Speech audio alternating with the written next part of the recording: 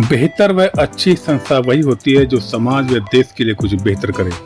हम बात कर रहे हैं बोधिसत्व सामाजिक सुधार एवं विकास समिति मथुरा के बारे में, जो लगातार गरीब बच्चों को उनकी शिक्षा के लिए प्रयास कर रही है ताकि वो पढ़ें और किसी भी कीमत पर उनकी पढ़ाई रुकनी नहीं चाहिए। संस्था के संस्थापक चेयरमैन अशोक कुमार भूकेश अलग अलग मंचों से लगातार इस बात की तौकीर कर रहे हैं, बात के लिए कह रहे हैं कि हम किसी भी सूरत में बच्चों को पढ़ाई से वंचित नहीं होने देंगे। तमाम तरह के कार्यक्रम साल भर लगातार भूकेश जी कुछ न कुछ करते रहते हैं ताकि बच्चों में पढ़ाई के प्रति उत्साह और लगन हमेशा बनी रहे। इसीलिए अशोक कुमार भूकेश जी मंचों से लगातार बच्चों को प्रेरित करते रहते हैं। की स्थापना ये जो रजिस्टर्ड हुई थी, ये 28/6/2022 को रजिस्टर्ड हुई थी, लेकिन इसके रजिस्टर्ड होने से पहले 17 जनवरी 2021 को जब ये भवन निर्माण हुआ था, सबसे पहला जो कार्यक्रम हुआ था वो हमारे करीब 44 अध्यापक प्रिंसिपल्स थे, वो यहाँ पर पहली बार करते हुए थे। और उस मीटिंग में बहुत सी औपचारिक और अनौपचारिक बातें पर संवाद हुआ था और बहुत सी बातों जो सुझाव दिए गए वो परीक्षा शिक्षा व्यवस्था से जुड़े अध्यापक अनुभूति, उसमें अधिकांश में बोधिसत्व सामाजिक सुधार और विकास समिति सफल हुई और धीरे धीरे हमारी इस समिति से ऐसे लोग जुड़े जो हमसे वरिष्ठ, जो हमारे आज के पीतल सिंह साहब हैं, जो एसपी सिंह साहब हैं, जो हमारे पुरातत्व विभाग के डिप्टी डायरेक्टर साहब हैं, श्रीमती शशि कलसी भारती सागर जी डिग्री कॉलेज से प्रोफेसर हैं। आप ऐसे योग के जो लोग जुड़े तो एक मार्गदर्शक मंडल की स्थापना हुई। उस मार्गदर्शक मंडल में मेरे से भी वरिष्ठ लोग थे, तो समय समय पर उनका सुझाव आता था, उनके आदेश आते थे और उन आदेशों पर चलकर जो आज हम जहाँ हैं वहाँ बहुत सी अचीवमेंट्स हमने अर्जित की। उसके जो मीटिंग आपके साथ हुई थी उसके जस्ट बाद सुनील जी यहाँ मौजूद हैं, अपने अनुसूचित जाति के समाज के कवियों और कवियत्रियों, केवल उसमें अनुसूचित जाति समाज के थे और कहाँ के थे? दिल्ली प्रदेश, राजस्थान, मध्य प्रदेश, बिहार, उत्तर प्रदेश, राजस्थान, मध्य प्रदेश हो गया। वहां से इतनी दूर दूर से ये हमारे जो कवि यंगस्टर्स लोग जो आए और उन्होंने पूरी रात अपने जो काव्य प्रदर्शन किया और समसामयिक जो घटनाएं उस समय थी, खासतौर से भीमा कोरेगांव का इशू बहुत ज्यादा चर्चित था उस समय, उस पर अधिकांश ने जो अपनी गुणवत्ता पूर्वक जो कविताएं प्रस्तुत की, वो मेरे लिए भी अपने लिए पहला एक्सपीरियंस था कि हमारा समाज भी इतना जागृत और इतना आगे बढ़ गया है कि अपने बल पर कवि सम्मेलन करने में सक्षम है। अभी कुछ दिन पहले कलेक्ट्रेट से जो हमारे लेखपाल संघ है, उस समाज के करीब 70 लोग यहाँ आए, करीब 10-15 दिन पहले की बात है। मुझसे कहा कि हम एक मीटिंग करना चाहते हैं अपने समाज की, आप रहेंगे? तो मैंने ठीक है, आप कर लीजिए। उनका मुख्य एजेंडा ये था कि साहब, जब कलेक्ट्रेट में उत्तर प्रदेश के जब इलेक्शन होते हैं और जिला स्तर पर जो इलेक्शन होते हैं हमारे लेखपाल संघ के, अब तक हमारा कोई भी पदाधिकारी नहीं जीतता था, जो कि गांव की पॉलिटिक्स आप जानते हो किस तरह पर डरते हैं और सारे अधिकांश हमारे वोटर 90% गांव में हम लोग और हमारा प्रधान हम जिता नहीं पाते। अनुसूचित जाति की सीट रिजर्व होने के बाद भी हमारा आदमी 90% पॉपुलेशन है और हमारा आदमी नहीं जीता, ये एक विचारणीय बिंदु। तो उन्होंने फॉर्मूला जब यहाँ हो रहे और उनकी जो एजेंडा और जो कार्यक्रम हुआ वो सब मैंने देखा यहाँ। मेरा भी इंटरेस्ट इसलिए था कि मेरे पिताजी भी चूंकि बेसिकली रेवेन्यू विभाग से, पुलिस में ट्रेनिंग मैंने अवश्य की, लेकिन मेरे ग्रुप में रेवेन्यू विभाग ही था। तो लेखपाल संघ के साथ जो मीटिंग हुई उन्होंने बताया कि सब जब इलेक्शन डिस्ट्रिक्ट का होता है तो हम करीब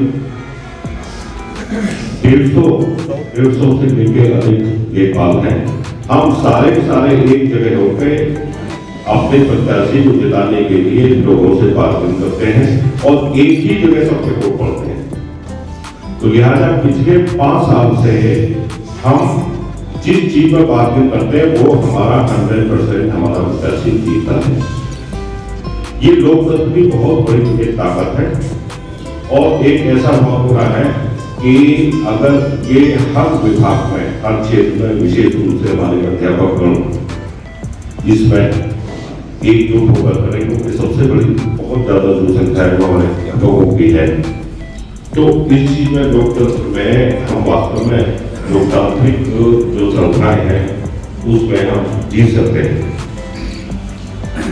इसके बाद एकेडमिक क्षेत्र में जैसे जैसे हमारे सुझाव आते गए, धीरे धीरे हम लोग आगे बढ़ते चले गए और मेधावी छात्रों का सम्मान बहुत पहले छोटे स्तर पर होता था। जो अब हम प्रोग्राम करते हैं उसमें जितना योगदान आप लोगों का है, हमारे अध्यापकों का, उसके लिए हम बहुत ज्यादा कृतज्ञ हैं। मोदी सरकार सामाजिक सुधार समिति आपका सम्मान इसीलिए कर रही है कि आपने हमें बच्चों से जोड़ा, समाज से जोड़ा। तो आपके बिना योगदान के हम इसमें कुछ नहीं कर सकते। संस्था बच्चों के परिवार वालों के लगातार टच में रहती है। हाल ही में संस्था ने बच्चों को फूले फिल्म दिखाई ताकि बच्चों को फिल्म से प्रेरणा मिले और पढ़ने लिखने की और ताकत मिले, ताकि बच्चे पढ़ाई लिखाई करके आगे बढ़ें और समाज देश का नाम रोशन करें। संस्था लगातार कुछ ना कुछ बच्चों के लिए करती रहती है। हाल ही में संस्था ने एक संगीत का प्रोग्राम रखा जिसमें मोहम्मद रफ़ी के गानों पर एक कार्यक्रम रखा गया था। इस कार्यक्रम में बच्चों ने बढ़ चढ़कर हिस्सा लिया और अपनी अपनी प्रतिभा दिखाई। बच्चों ने लगातार गाने गा करके सबका मन मोह लिया और कुछ गायक इतने शानदार थे कि जिनकी आवाज़ मोहम्मद रफ़ी की आवाज़ से काफ़ी मिलती जुलती थी। संस्था लगातार बच्चों को अलग अलग क्षेत्र में आगे लाने का प्रयास कर रही है। इन सब को लेकर के अशोक कुमार भूकेश जी ने क्या कहा, ये सुनते हैं। हमारी समिति के द्वारा प्रत्येक वर्ष मेधावी छात्र, विशेष रूप से जो गरीब बच्चे हैं और अनुसूचित जाति जनजाति समाज से ताल्लुक़ रखते हैं, ऐसे बच्चे जो 70% से ऊपर जिनके मार्क्स हाई स्कूल इंटरमीडिएट में आए हैं, उनको हर प्रत्येक वर्ष हम लोग सम्मानित करते हैं। अनेक वर्षों तक ये योजना चलाने के बाद पिछले वर्ष 2024 में हम लोगों ने एक नया प्रयोग किया और वर्ष 2024 में इन बच्चों में से जो अति मेधावी छात्र थे, जिनके 90% गरीबी में रहते हुए 90% से ऊपर, CBSE बोर्ड में 97% तक, ऐसे बच्चों को हमने पिछले वर्ष 19 बच्चों को चयन किया और उनको छात्रवृत्ति हम लोगों ने हाई स्कूल इंटरमीडिएट के बच्चों को दे रहे हैं हमारी समिति। और 19 बच्चों को 9 लोगों ने, जो उनके मेंटोर्स थे, संरक्षक थे, उन्होंने एडॉप्ट किया और एडॉप्ट करने के बाद इस छात्रवृत्ति योजना वर्ष 2024 वाली को 1 साल पूरे होने के उपलक्ष्य में हम लोगों ने पिछले 25 मई 2025 में हम लोगों ने इन बच्चों को एक मध्याह्न भोजन लंच का प्रोग्राम रखा हम लोगों ने, और उसी में एक संगीत कॉन्फ्रेंस अनौपचारिक रूप से हम बच्चों और बच्चों के परिवारजनों से मिले और एक बहुत अच्छा म्यूज़िक का कार्यक्रम संपन्न हुआ। इन बच्चों ने भी अपनी प्रतिभा का उसमें प्रदर्शन किया और विशेष रूप से मोहम्मद रफ़ी के गानों का सब लोगों ने आनंद उठाया। लंच के पश्चात ठीक उससे पहले करीब 21 मई को हम लोगों ने मथुरा में चल रही रूपम टाकीज में ज्योतिबा फुले की पिक्चर को इन सभी बच्चों को निःशुल्क दिखाया हम लोगों ने। तो सामाजिक क्षेत्र में जिन महापुरुषों ने हमारे देश में गरीबों के लिए, अनुसूचित जाति के लिए शिक्षा के क्षेत्र में जो काम किया, उससे बड़ी अच्छी प्रेरणा फुले पिक्चर देखने के बाद बच्चों को मिली। आगामी क्या प्रोग्राम है आपके? आगामी प्रोग्राम निकट भविष्य में 27 जुलाई 2025 को 2025 में जो हाई स्कूल इंटरमीडिएट के 70% से अधिक अंक प्राप्त करने वाले छात्र हैं, उनको हम लोग सम्मानित करने जा रहे हैं। और इस बार वर्ष 2024 में तो 19 बच्चों को हमने चयनित किया था स्कॉलरशिप के लिए। इस बार ऐसे संरक्षक और मिल गए हमको, जो अब 30 बच्चों को हम स्कॉलरशिप प्रदान करेंगे। 15 बच्चे हाई स्कूल के और 15 बच्चे इंटरमीडिएट के, अनुसूचित जाति समाज के, उनको हम लोग एडॉप्ट करेंगे। और एडॉप्ट करने के बाद स्कॉलरशिप ही नहीं बल्कि अपने बच्चे की तरह हम उन्हें ट्रीट करेंगे, अपने परिवार की तरह बच्चों को रखेंगे और आगे उनके भविष्य में जो भी उनकी अपेक्षाएं होंगी उसको पूरी करने का प्रयास करेंगे। वर्ष 2025 में अब तक हमारे पास लगभग 250 प्रार्थना पत्र आ चुके हैं। विशेष रूप से उल्लेखनीय और गर्व की बात यह है कि इस साल इंटरमीडिएट में वर्ष 2025 में जनपद मथुरा को एक अनुसूचित जाति की बच्ची ने, जाटव समाज की बच्ची ने टॉप किया है।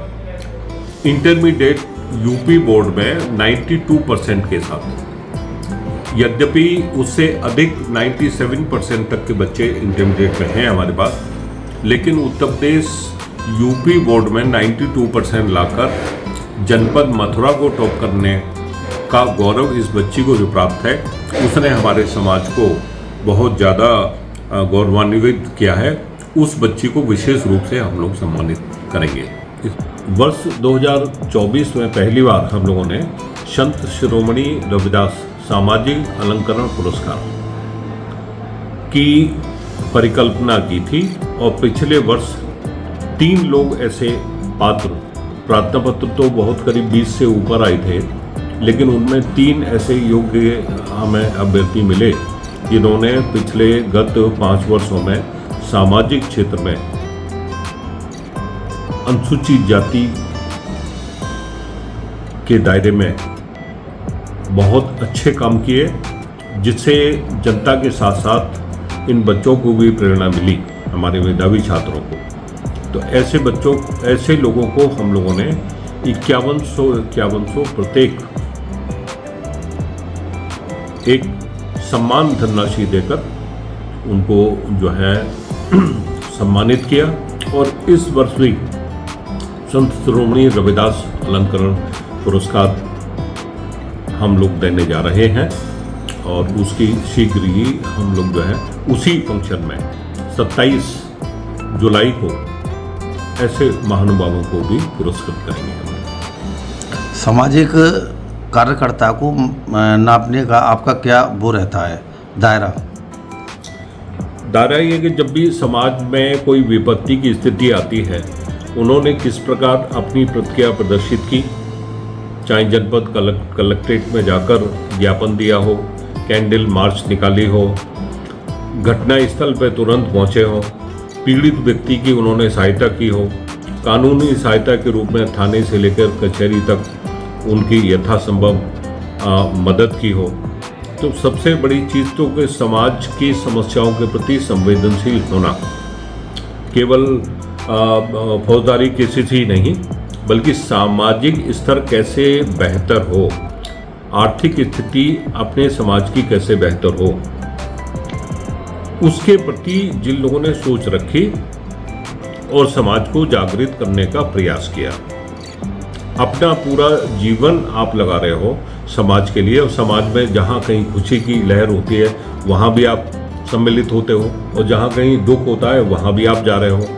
यथासंभव आप समाज के लोगों की मदद करने का प्रयास कर रहे हो, तो ये अपने आप में बहुत ज़्यादा प्रशंसनात्मक कार्य है। और ऐसे महानुभावों को हम लोग पुरस्कार देने का प्रयास करते हैं, जिससे कि हमारे आगे आने वाली पीढ़ी उनसे प्रेरणा और ऊर्जा प्राप्त करे। इस वर्ष सामाजिक अलंकरण पुरस्कार हेतु करीब 10 प्रार्थना पत्र आ चुके हैं, और इसके लिए कमेटी गठित की गई है। और इन 10 में से प्रयास हमारा रहेगा 1 महानुभाव, अगर 2 महानुभाव भी बहुत अच्छा काम समाज के क्षेत्र में करते हैं तो उन 2 को भी हमारी समिति पुरस्कृत करने का प्रयास करेगी। संस्था दिन रात बच्चों के कैरियर बनाने में लगी हुई है, ताकि आने वाली पीढ़ी को एक बेहतर समाज, पढ़ा लिखा समाज, उत्तम समाज और स्वच्छ समाज मिल सके। धन्यवाद, बहुत बहुत धन्यवाद।